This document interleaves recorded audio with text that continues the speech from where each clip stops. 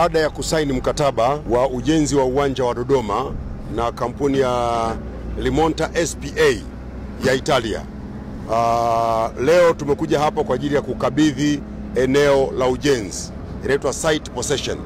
Kwa tunawakabidhi Limonta SPA eneo hili ambapo watajenga uwanja wenye uwezo wa kuchukua watu 32,500. Uwanja wetu unajengwa kwa gharama ya zaidi ya shilingi bilioni 358.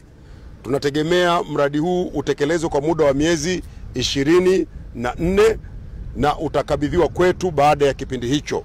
Kwa hivyo leo, baada ya tukio kubwa la kusaini mkataba, leo ilikuwa ni siku ya kuja kuwakabidhi site, na tumewaelekeza kwamba serikali itafuatilia mradi huu kwa macho ya karibu kuhakikisha kwamba unatekelezwa kama ilivyopangwa.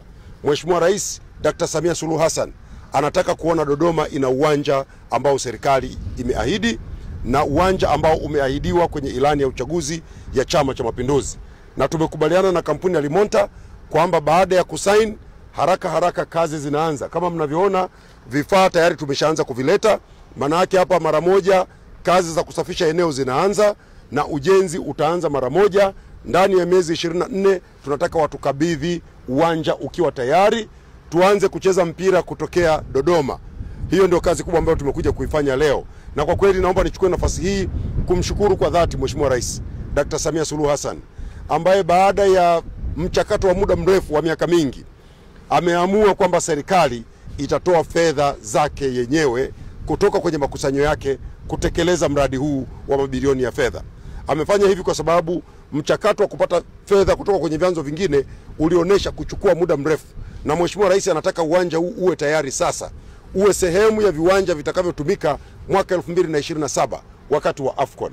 Na leo ni mwaka 2025, tuna muda wa kutosha. Wakandarasi wakikamilisha ndani ya muda, tuna imani kwamba uwanja wetu utatumika kwenye AFCON na mashindano mengine mbalimbali baada ya hapo, baada ya kuwa umekamilika. Very much again, PS. Thank you very much to the country of Tanzania that you gave us the opportunity to participate to this prestigious project. We are very happy and proud to be part of the construction of the Dodoma Stadium. We have a lot of experience in sporting construction. We are one of the FIFA preferred producer in the world. So we are extremely happy to bring our expertise for the successful of the project. As we were mentioning during the different meetings, we have already prepared a lot of, let's say, design. So our commitment is to start the work as soon as possible and to finish the project on time.